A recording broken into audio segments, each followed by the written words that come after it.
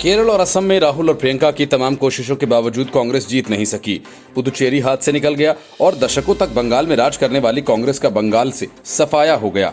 बंगाल से बीजेपी ने न सिर्फ कांग्रेस का सफाया किया बल्कि कम्युनिस्टों की फौज भी जड़ से उखाड़ दी गई।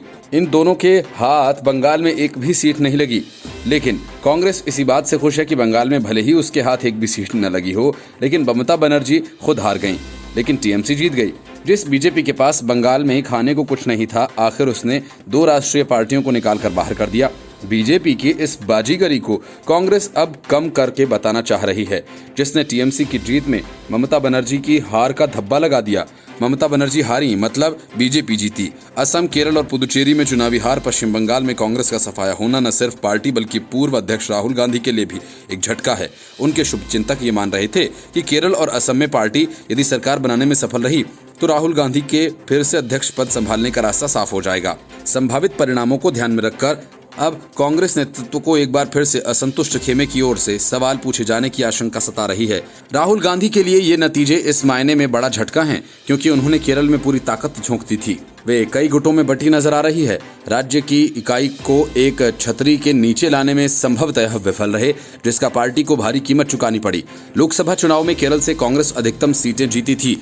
अब खुद राहुल गांधी भी प्रदेश से वायनाड लोकसभा सीट से निर्वाचित हैं। मुख्यमंत्री पिनरई विजयन की अगुवाई में एलडीएफ केरल में शानदार जीत हासिल कर हर 5 साल में सत्ता परिवर्तन की परिपाटी को तोड़ चुकी है। पश्चिम बंगाल में ममता बनर्जी के विजेता बनने के बाद आने वाले दिनों में विपक्ष की ओर से राष्ट्रीय स्तर पर नेतृत्व की दावेदारी में कई नाम जुड़ जाएंगे। हालांकि कांग्रेस का यह मानना है कि राष्ट्रीय स्तर पर बीजेपी वह एकमात्र विकल्प है। चुनाव के बाद अब कांग्रेस में नेतृत्व को लेकर एक बार फिर से बहस छिड़ सकती है। जनवरी 2021 में कांग्रेस कार्य समिति अपने प्रस्ताव में कह चुकी है कि इस साल जून में किसी भी कीमत पर नया अध्यक्ष चुन लिया जाएगा। इन नतीजों की वजह से गांधी परिवार का नेतृत्व एक बार फिर से पार्टी के असंतुष्ट धड़े के निशाने पर आ जाएगा। माना जा रहा है कि गुलाम नबी आजाद और आनंद शर्मा जैसे वरिष्ठ नेताओं की मौजूदगी वाला ग्रुप 23 समूह अपना अगला कदम उठाने का इंतजार कर रहा है। कांग्रेस महासचिव प्रियंका गांधी वाड्रा ने भी केरल और असम में धुआंधार चुनाव प्रचार किया था। कांग्रेस के लिए खुशी सिर्फ बीजेपी की हार से मिल रही है, न कि अपनी जीत से। बंगाल में सफाया हो गया, केरल, असम और पुदुचेरी में भी निराशा ही हाथ लगी, लेकिन दूसरे की हार में अपनी खुशी तलाशने को मजबूर कांग्रेस इस तरह तो अपने कार्यकर्ताओं में जोश भरने में नाकाम हो ही जाएगी। चुनाव परिणाम की तस्वीर साफ होने के बाद कांग्रेस और राहुल गांधी ने अपनी हार स्वीकारी तथा आत्मविश्लेषण करने की बात की।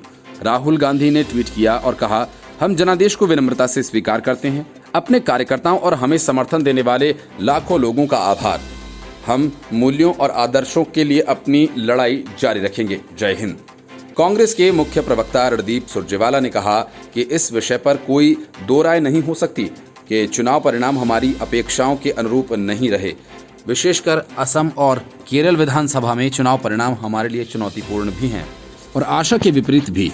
पूर्व केंद्रीय मंत्री अश्विनी कुमार ने कहा कि अब कांग्रेस को संगठनात्मक और संवाद संबंधी कमियों को दूर करने के लिए कदम उठाने की जरूरत है।